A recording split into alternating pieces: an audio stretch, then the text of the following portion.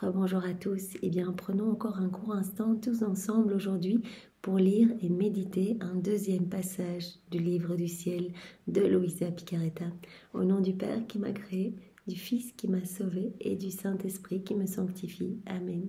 Jésus, à nouveau, je m'immerge en toi et dans ta divine volonté. Je fusionne ma volonté dans la tienne et je t'invite dans ma vie, dans mon cœur. Jésus, je te demande de venir tout faire en moi jusqu'à mon dernier souffle. Je ne veux plus agir seule. Je veux que continuellement ma volonté soit fondue dans la tienne. Que ce soit toi à chaque instant qui regarde à travers mes yeux, qui parle à travers ma bouche, qui agisse dans mes actions, qui marche à travers mes pas. Je veux que ce soit ton cœur qui batte dans le mien. Je veux que ce soit toi qui penses à travers mes pensées. Je veux être une extension de ta propre humanité. Jésus, je voudrais prendre ce moment pour te remercier infiniment pour tout ce que tu nous as déjà donné. C'est inimaginable. Toutes les grâces que tu nous as déjà données, que tu donnes à chacun. Nous sommes bombardés de tes je t'aime à chaque instant. Merci Seigneur, merci pour tout, merci pour ce que tu vas encore nous donner, merci pour ces écrits du ciel qui sont magnifiques et qui nous brûlent le cœur. Merci Seigneur de nous avoir donné ta maman comme maman, elle qui est si douce, si merveilleuse, elle qui est la reine du royaume de la divine volonté qui jour après jour est à côté de chacun de nous pour nous relever et nous ramener à notre juste place dans ton cœur Seigneur. Avec cette inlassable patience, elle nous prend par la main et vraiment à chaque fois avec douceur, elle nous remet sur tes genoux pour que nous puissions être brûlés par les flammes de ton amour et que nous puissions devenir à notre tour pur amour de ton amour à toi, Seigneur, que vraiment ton amour déborde de notre humanité. Merci Jésus pour ton amour, pour ta miséricorde sans borne, quelles que soient nos misères, quels que soient nos péchés, eh bien tu nous attends, tu nous aimes, Seigneur. Et vraiment, tu es dans cette attente inlassable, comme tu nous en as parlé tellement de fois dans les écrits du ciel. Tu attends une miette de notre attention. Tu attends un petit regard dans ta direction et tu bondis de joie. Quand la créature revient, tu bondis de joie et tu ne regardes même pas ce qu'elle vient te présenter comme laideur, comme atrocité. Tu convertis tout en lumière et vraiment tu nous laves de ton sang, de tes larmes et tu nous prends dans tes bras d'amour pour nous sanctifier. Seigneur, vraiment tu te sers de nos grâces comme fondation pour établir ton royaume, comme matériau pour vraiment nous transformer et nous rendre plus semblables à toi, Seigneur, dans cette ressemblance divine. Jésus, je voudrais te demander pardon pour toutes les offenses que tu reçois.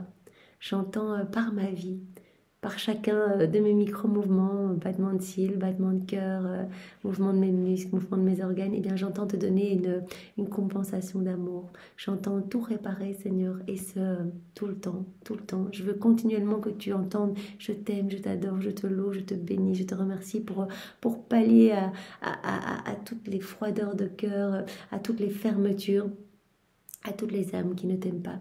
Et j'avais dans le cœur de faire cette prière que je fais très souvent dans les 24 heures de la Passion, que j'aime beaucoup.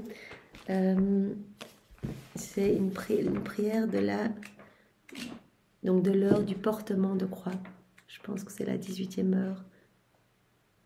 Oui, 18e heure. Donc on va la faire ensemble et on va offrir à Jésus toutes ces réparations parce que vraiment, c'est Jésus, il a dit vraiment ces heures de la passion, vraiment j'y tiens à chaque mot est béni. Donc vraiment, Jésus entend en fait ses propres réparations. Le Père entend les propres réparations de Jésus, les propres prières de Jésus et vraiment, c'est magnifique. Jésus, pour te soulager du poids des péchés, j'enlace tes pieds au nom de tous les hommes. Je veux t'aimer pour ceux qui ne t'aiment pas, Jésus. Je veux te louer pour ceux qui te méprisent. Je veux te bénir, je veux te remercier et t'obéir pour tous. En contrepartie de chaque offense que tu recevras, je veux m'offrir tout entière pour réparer. Par mes actions, réparer en faisant l'acte opposé aux offenses que te font tes créatures. Je veux te consoler, Jésus, de mes baisers et de mes continuels actes d'amour. Mais je me sens trop misérable, j'ai besoin de toi pour pouvoir vraiment réparer. C'est pourquoi je m'unis à ta très sainte humanité. J'unis toutes mes pensées aux tiennes pour réparer mes mauvaises pensées et celles de tous les hommes. J'unis mon regard au tien. Sanctifie, Jésus, sanctifie mes regards et ceux de tous les hommes. Je te fais réparation pour tous les regards mauvais. J'unis ma bouche à la tienne pour réparer eh bien, tout ce qui sort de mauvais de nos bouches, tous les blasphèmes et les conversations mauvaises. J'unis mon cœur au tien pour réparer les penchants mauvais, les désirs et les affections déréglées. En un mot, Jésus, je veux réparer tout ce que tu répares en ton corps, en m'unissant à l'immensité de ton amour pour tous et à l'immensité du bien que tu fais à tous. Mais je ne suis pas encore satisfaite, Jésus. Je veux m'unir à ta divinité. En elle, je veux perdre le néant que je suis et ainsi je veux tout te donner. Jésus, je te donne ton amour à toi pour restaurer tes amertumes. Je te donne ton cœur pour te restaurer de nos froideurs, de nos manques de réciprocité, de nos ingratitudes et du manque d'amour des créatures. Je te donne tes harmonies, Jésus, pour te dédommager, l'ouïe, des assourdissements que tu reçois avec les blasphèmes. Je te donne ta beauté, pour te dédommager de la laideur de notre âme quand nous nous souillons dans la faute. Je te donne ta pureté, pour te dédommager des manques de droiture d'intention et de la boue et de la pourriture que tu vois chez tant d'âmes. Jésus, je te donne ton immensité, pour te dédommager des embarras volontaires dans lesquels se mêlent les âmes. Je te donne ton ardeur, pour brûler tous les péchés de tous les cœurs, afin que tous t'aiment et que personne ne t'offense plus. En somme, je te donne tout ce que tu es, toi, Jésus, pour te donner une satisfaction infinie, un amour éternel, immense et infini. C'est tellement beau, donc à faire et à refaire sans modération cette prière. Bien, Jésus maintenant dispose chacun de nous pour accueillir cette nouvelle vérité que tu vas nous donner, puisque chaque vérité est vraiment un cadeau tellement précieux. Tu as dit chaque vérité vaut plus que toute la création ensemble. Chaque vérité est une vie divine que je sors de mon cœur pour vraiment vous transformer, pour vous façonner, pour que vous puissiez avoir cette soif de vous unir à moi dans vos quotidiens. Parce que vraiment Jésus nous séduit par tous ces mots, il nous donne vraiment cette envie de l'appeler en fait. Jour après jour, à force de recevoir ces vérités, eh bien, Jésus va vraiment nous nettoyer et nous disposer de manière telle que nous n'allons désirer rien d'autre que la vie dans la divine volonté. Il va venir même changer toutes nos prières pour qu'à chaque instant, on demande son royaume en fait. Que tout nous serve un petit peu de matériel pour demander son royaume. Une prière qu'on avait l'habitude de faire, eh bien, Seigneur, nous te faisons cette prière pour que vienne s'établir ton royaume. Il pleut, Seigneur, sur chaque goutte d'eau. Je te demande que vienne s'établir le royaume de ta divine volonté. Il y a du vent, eh bien partout le vent eh bien, vient maintenant se propager. Que vienne ton royaume, Seigneur. Sur chaque piaillement des oiseaux, je réponds à ton amour. Je sais que tu me dis je t'aime à travers ces petits oiseaux qui chantent autour de moi. Je réponds à ton amour et je te demande que vienne s'établir ton royaume. C'est tellement beau. Et à chaque fois qu'on fait des actes en union avec Jésus, eh bien nous travaillons à l'avènement de son royaume. Même si on a l'impression qu'on ne fait pas grand-chose, Jésus a dit l'âme qui vit dans la divine volonté est la plus grande missionnaire qui soit. Même si elle est chez elle et qu'extérieurement elle ne fait rien de spécial, elle est en train de balayer sa maison ou de se reposer, de lire un livre, que sais-je, eh bien voilà, Jésus dit, comme il y a des milliers d'âmes qui sont sauvées parce qu'elle me laisse agir en elle, eh bien c'est la plus grande missionnaire qui soit. Elle va toucher des âmes du passé, du futur, partout autour d'elle, des âmes en Chine qui vont être touchées, qui vont s'ouvrir à la grâce, qui vont se repentir, que sais-je, c'est un exemple comme ça, mais c'est pour dire que même voilà, des personnes qu'on ne rencontrera jamais ici-bas, eh bien, reçoivent des grâces parce que nous prenons, par exemple, ce moment-ci dans la divine volonté. Tous les moments que nous prenons, nous, avec Jésus, il y a des répercussions partout, dans le passé, dans le futur. C'est magnifique. Eh bien, Jésus, dispose-nous et viens parler à travers ma bouche, que ce moment fait en union avec toi puisse avoir des retombées dans tous les cœurs. Viens, Esprit Saint, viens, par la puissante intercession du cœur immaculé de Marie, ton épouse bien-aimée. Viens, Esprit Saint, viens, par la puissante intercession du cœur immaculé de Marie, ton épouse bien-aimée. Viens, Esprit Saint, viens, par la puissante intercession du cœur immaculé de Marie, ton épouse bien-aimée. Alors le passage que nous allons méditer est celui du 27 octobre 1927. Donc toujours dans le volume 27 et c'est notre sœur Louisa qui parle. Je faisais ma ronde dans la création et je suivais les actes du divin fiat depuis l'Éden jusqu'à la descente du Verbe divin sur la terre. Et en faisant cela, je me disais, et pourquoi le règne de la divine volonté n'est-il pas venu sur terre avant que le Fils de Dieu ne descende du ciel ? Je me dis, mais pourquoi le règne de la divine volonté n'est pas venu avant, en fait, avant que Jésus descende sur la terre. Et mon doux Jésus, profitant de ce que je pensais, ou plutôt il me semble que lorsqu'il veut me parler, il me donne les réflexions, il fait se lever en moi des doutes et des difficultés, et le désir de savoir bien des choses sur son royaume. Donc c'est déjà intéressant, ça veut dire que c'est Jésus qui recommande de tout en Louisa. Donc Jésus fait naître des doutes, des interrogations pour lui répondre, pour nous répondre. Parce que je crois que parfois, Louisa, elle pose plusieurs fois la même question. Dans différents passages, chaque fois elle repose, elle a les mêmes doutes, les mêmes interrogations, mais c'est pour nous répondre à nous. C'est nous complètement immergés dans le monde, on est bornés, donc il nous faut plusieurs exemples de façon imagée de manière différente pour qu'on puisse comprendre. En fait, Jésus vient marteler dans notre cœur, eh bien, vraiment toutes ces vérités pour qu'elles puissent être vraiment inscrites en lettres d'or en nous et que nous puissions ne vivre eh bien, que de ces vérités, vraiment que de la mise en pratique de ces vérités et que nous puissions appeler Jésus dans toutes nos actions. Donc c'est vraiment beau, Louisa, elle se rend bien compte que c'est Jésus qui est à l'œuvre en elle à chaque instant et que même ces interrogations, ces doutes, eh bien c'est Jésus eh bien, qui veut lui parler et qui fait naître en elle ces questionnements pour lui répondre. Voilà. Alors que lorsqu'il ne veut pas me parler, mon esprit est muet. Voilà. Quand Jésus n'a rien à dire, qu'il est en train de se reposer dans la création qu'il a opérée dans le cœur de Louisa, qu'il est en train de préparer eh bien, une nouvelle vérité à lui donner, eh bien, à ce moment-là, eh bien, elle est en train de faire ses rondes, et là, son esprit est comme muet. Je suis incapable de réfléchir à quoi que ce soit, et je parcours les actes de la divine volonté dans sa lumière. Alors, mon aimable Jésus, se manifestant en moi, me dit... Donc, Jésus va répondre à ce questionnement de Louisa. Donc il se demande pourquoi le règne de la divine volonté n'est-il pas venu sur la terre avant la venue de Jésus, avant que Jésus ne descende du ciel. Ma fille, le règne de ma divine volonté ne pouvait pas venir sur terre avant ma venue parce qu'il n'y avait pas d'humanité qui possédât, autant que cela soit possible pour une créature, la plénitude de mon divin fiat. Avant Jésus, il n'y avait personne qui possédait la plénitude du divin fiat. Jésus, bien sûr, est la divine volonté.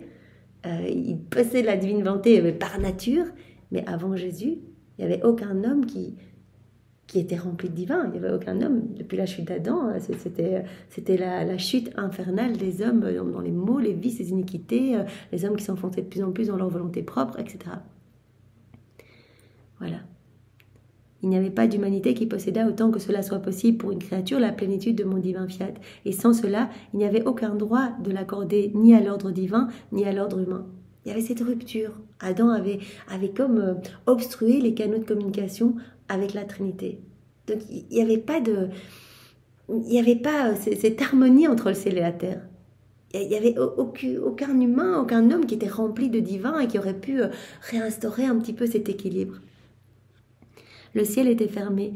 Les deux volontés, l'humaine et la divine, semblaient se regarder d'un air renfrogné. L'homme se sentait dans l'impossibilité de demander un bien si grand, à tel point qu'il ne voulait même pas y penser. En toute justice, Dieu était dans l'impossibilité de le lui donner. Voilà, l'homme ne le demandait pas et Dieu était dans l'impossibilité de lui donner. De toute façon, l'homme n'avait pas la capacité pour accueillir. Jésus nous en a déjà parlé. Il faut posséder la divine volonté pour accueillir tous les biens dont Dieu veut nous combler en fait. Donc l'homme n'avait pas cette capacité, donc Dieu était dans l'incapacité de lui donner les biens, etc. Donc en fait, tout était un petit peu en rupture entre le ciel et la terre. Avant ma venue sur terre, Dieu et la créature étaient l'un pour l'autre comme le soleil et la terre. La terre ne possède pas le germe par lequel, en l'arrosant, elle peut former le rejeton pour donner la plante de cette semence. Le soleil, ne trouvant pas le rejeton, ne peut pas communiquer les effets qu'il possède pour former de sa vertu vivifiante la forme et le développement de cette plante. Voilà, donc l'homme et la Trinité, eh bien Jésus dit avant ma venue, eh bien c'était comme une terre en fait sans semence, une terre un peu stérile, et le soleil en fait. Et le soleil ne peut pas donner parce que la terre ne possède pas le germe en fait, le germe de la plante, etc. Donc il n'y a rien qui peut pousser sur cette terre. La terre et le soleil sont alors comme des étrangers l'un pour l'autre. On peut dire, s'ils avaient la raison, qu'ils se regardent d'un mauvais œil.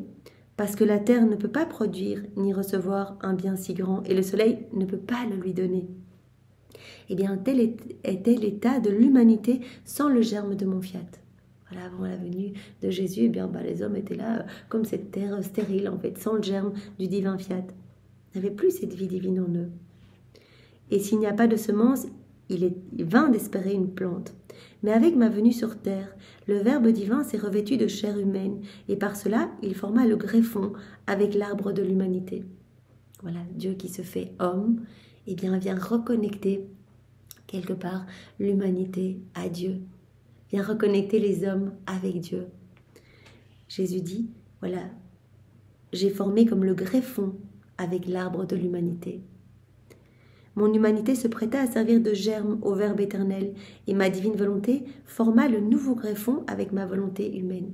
Donc Jésus est venu vraiment reconnecter l'homme à Dieu, et reconnecter, eh bien, préparer l'homme, le réhabiliter à vivre à nouveau dans le royaume de la divine volonté. Ça, Jésus l'a dit tout le temps à Louisa.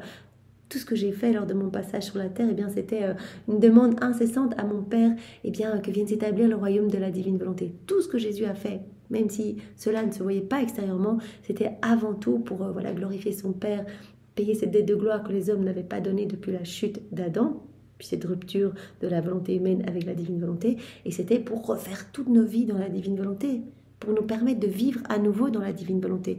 Et donc Jésus a dit, moi j'ai vraiment formé un greffon de la divine volonté avec la volonté humaine.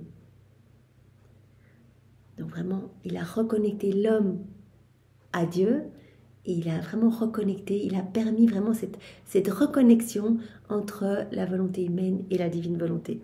C'est alors que j'étais la tête de toutes les générations humaines, qu'avec justice, du côté humain comme du côté divin, ils furent capables de recevoir le règne de ma divine volonté, et que Dieu fut en mesure de la donner. Par cette reconnexion, par ce greffon, comme Jésus en parle ici, formé avec l'arbre de l'humanité. Or, lorsqu'un greffon est posé, il n'assimile pas immédiatement, mais petit à petit, la force des nouvelles humeurs. Donc on peut vraiment s'imaginer, Jésus, en venant sur la terre, eh bien, reconnecte, remet de l'harmonie entre le ciel et la terre, et c'est comme si s'il ajoutait, eh bien, ce greffon à l'arbre humain, qui va venir donner toutes des humeurs divines, en fait, qui va venir transformer l'homme petit à petit. Cela ne va pas se faire du jour au lendemain, mais Jésus, en venant, il est vraiment venu pour nous permettre de vivre dans le royaume de la divine volonté. Pas tout de suite. Jésus dit, cela va prendre du temps. D'abord, il fallait, eh bien, par mes plaies, mon sang, etc., tous les biens relatifs à la rédemption, eh bien, j'ai donné les remèdes pour que l'humanité se remette debout, l'humanité malade, pour qu'une fois debout, elle puisse accueillir ce don de la vie dans la divine volonté. Lorsqu'un greffon est posé, il n'assimile pas immédiatement, mais petit à petit la force des nouvelles humeurs, donc humeur divine, beauté, sainteté, etc. Par conséquent, il donne peu de fruits au tout début. Voilà, ça ne se voit pas tout de suite, les résultats. Mais à mesure qu'ils se forment, les fruits augmentent, deviennent plus gros et plus savoureux, jusqu'à ce que l'arbre entier soit formé, chargé de branches et de fruits. Tel est le greffon posé par moi sur l'arbre de l'humanité. Environ 2000 ans ont passé, et l'humanité n'a pas reçu toutes les humeurs de mon greffon. Voilà, 2000 ans, jusqu'à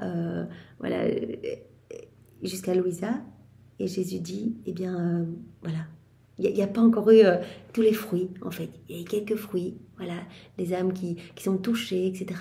Les fruits de la rédemption. Mais l'homme, maintenant, est disposé pour accueillir ce don. Environ 2000 ans ont passé et l'humanité n'a pas reçu toutes les humeurs de mon greffon. Mais il y a des raisons d'espérer parce que le germe, le greffon est là. Le germe est là, en fait. C'est comme cette semence divine est là. Et par conséquent, la nature peut le demander. Dieu est en mesure de le donner parce que c'est mon humanité qui, possédant ma divine volonté par nature, en vertu du Verbe fait chair, qui en a donné les droits à l'homme et à Dieu. Voilà, Jésus, en venant sur la terre, a donné les droits à l'homme, et bien de réclamer à nouveau le royaume de la divine volonté. Il est venu vraiment pour cela, et donner les droits à Dieu, et bien de le réaccorder. Donc il a vraiment remis dans l'arbre de l'humanité, cette petite semence, petit greffon divin. C'est pourquoi tout ce que j'ai fait dans la rédemption n'est rien d'autre que la préparation, arrosage et culture pour que se développe ce céleste greffon posé par moi entre les deux volontés, la volonté humaine et la volonté divine. Voilà, ce petit greffon posé par Jésus lors de son passage sur la terre, posé entre les deux volontés, la volonté humaine et la volonté divine. Ainsi, comment le règne de la divine volonté aurait-il pu venir avant ma venue sur terre si le greffon manquait, ainsi que le principe de sa vie, ses actes en opération dans l'âme et son premier acte dans l'acte de l'œuvre humaine, afin d'étendre son royaume dans chacun de leurs actes? Comment le règne de la divine volonté aurait-il pu venir avant ma venue, puisque c'est moi qui ai formé ce greffon de lumière dans l'arbre de l'humanité. Il est vrai que mon divin fiat, avec sa puissance et son immensité, étendit partout son empire. Cependant, il n'était pas présent dans la volonté humaine comme principe de vie. Voilà, Jésus dit, le divin fiat était à l'œuvre partout, comme c'est le cas bien sûr maintenant, partout, dans chaque élément de la création, mais il n'était pas présent dans la volonté humaine comme principe de vie, mais uniquement en puissance et en immensité. C'était la condition dans laquelle se trouvent le soleil et la terre. Le soleil revêt la terre de sa lumière et donne aussi ses effets, mais la terre ne devient pas le soleil, et le soleil ne devient pas la terre, parce que le soleil et la terre ne sont pas fusionnés ensemble, de manière à former la vie l'un de l'autre. Il n'y a pas cette fusion. Donc l'âme, et c'est encore le cas maintenant, tant que le royaume de la divine volonté n'est pas établi, eh bien, l'âme vivant dans sa volonté propre est comme la terre qui va jouir des effets du soleil, mais il y a vraiment cette différence entre jouir des effets du soleil et devenir soleil. Quand on se plonge dans la divine volonté, eh bien, notre âme s'élève et vient se greffer dans le soleil de la divine volonté et on devient nous-mêmes lumière. On est rempli totalement divin et cette lumière déborde de notre humanité. Et donc Jésus dit bien, lors de mon passage sur la terre, même si j'ai placé ce greffon de lumière sur l'arbre de l'humanité, il faut du temps pour que les fruits puissent être visibles et que les âmes puissent se laisser transformer. Au moment de mon passage sur la terre, les âmes jouissaient des effets, des effets de la divine volonté, mais ne vivaient pas dans la divine volonté. Voilà. Il reste par conséquent des corps étrangers, comme la terre et le soleil. La terre jouit des effets du soleil, mais il n'y a pas cette fusion, il reste comme des corps étrangers qui ne se ressemblent pas. Et bien que le soleil illumine la terre, la réchauffe, lui communique ses admirables effets, étant donné qu'il ne communique pas sa vie, il n'y a pas vraiment d'échange de vie, comme dans la divine volonté, on donne notre vie à Jésus, il nous donne sa vie, on lui donne notre volonté, il nous donne sa volonté. Et bien quand on vit dans nos volontés propres, il n'y a pas cet échange de vie. On va jouir des effets de la divine volonté, mais il n'y aura pas cette fusion. Étant donné qu'il ne communique pas sa vie à la terre et que la terre n'abandonne pas au soleil son droit de vie, la terre sera toujours la terre et le soleil sera toujours le soleil. Tel est l'état où se trouvait et se trouve encore ma divine volonté. Tant que l'homme n'abandonnera pas sa volonté dans la mienne, ma volonté ne pourra pas placer son principe de vie dans la volonté humaine. Donc Jésus nous dit, tant que l'homme n'aura pas donné son grand oui pour vivre dans la divine volonté, et puis ces petits oui, le petit oui le matin, je te donne tous mes actes de la journée, et puis nos petits oui durant la journée en appelant Jésus dans nos actions, Jésus tant qu'il nous dit tant qu'il n'y aura pas ces oui, le oui de la créature qui veut vivre dans la divine volonté, il ne pourra pas placer sa divine volonté comme principe de vie dans la volonté humaine. La fusion de l'une avec l'autre ne pourra pas avoir lieu. La créature sera toujours la créature sans la ressemblance et la vie de son créateur dans les profondeurs de son âme. Pas de ressemblance possible si l'on ne vit pas dans la divine volonté. Il n'y a que dans la divine volonté que l'on peut vraiment grandir dans cette sainteté divine. À chaque acte, on ressemble un peu plus à notre créateur, puisque c'est Jésus qui agit en nous. Seul mon divin fiat peut former cette ressemblance. Par conséquent, il y aura toujours dissemblance et distance, même si mon divin vouloir l'illumine et lui communique ses admirables effets par bonté et libéralité, et en vertu de la puissance et de l'immensité qu'il possède par nature. Même si l'âme fait des actes super bons, super saints, pieux dans sa volonté propre, elle va jouir des effets de la divine volonté, mais il n'y aura jamais cette fusion en fait. Il n'y aura jamais son âme remplie de divin, hein. Elle n'émettra jamais la lumière divine à travers son humanité. D'autant plus qu'en péchant, en faisant sa volonté humaine, Adam a non seulement formé le ver dans le bois à la racine de l'arbre de l'humanité, mais il y ajouta le greffon. Comme Jésus qui a ajouté un greffon de lumière, eh bien Adam, en quittant la divine volonté, il a ajouté comme un greffon, comme une greffe eh bien mauvaise, une greffe sombre, un peu de pourriture. Un greffon qui communiqua toutes les mauvaises humeurs qu'au cours des siècles, le greffon d'Adam produirait dans l'arbre de l'humanité. Au commencement, un greffon ne peut produire ni un grand bien ni de grands maux, mais uniquement le commencement du mal et du bien. En fait, Adam n'a pas commis les nombreux maux des générations humaines. Pas lui qui est l'auteur de tous les maux que nous commettons aujourd'hui. Mais il a fait uniquement le greffon, et il fut pourtant la cause des torrents de maux. D'autant plus que, étant donné qu'il n'avait pas immédiatement le greffon opposé de ma venue sur terre, mais que des siècles et des siècles devaient s'écouler, depuis la chute d'Adam jusqu'à la venue de Jésus, les humeurs mauvaises continuaient à grandir. Donc les maux se sont accumulés, les vices, les maux, les iniquités. L'homme s'est de plus en plus embourbé dans sa volonté propre. Ses sens se sont obstrués. Il n'a plus vu l'amour de Dieu nulle part. Il n'y a plus répondu. Vraiment, et il a commencé à vouloir rechercher bien dans les choses du monde des petits plaisirs, des petites réjouissances. Il a essayé de combler le vide qu'il ressentait dans son cœur, etc. Donc vraiment, cela a été en s'accroissant. Les humeurs mauvaises continuaient à grandir, les maux se multipliaient et l'on ne pouvait même pas penser au royaume de ma divine volonté. Mais lorsque je suis venue sur terre, j'ai formé avec ma conception le greffon opposé avec l'arbre de l'humanité. Jésus, quand il est venu, il a comme formé le greffon opposé au greffon tout pourri d'Adam. Au greffon qui donnait des mauvaises humeurs, des humeurs sombres, etc. Tous les maux, les vices, les iniquités. Eh bien, Jésus est venu comme greffer un greffon de lumière, en fait, pour que les maux s'estompent et disparaissent. Et les maux ont commencé à cesser, les humeurs mauvaises à être détruites.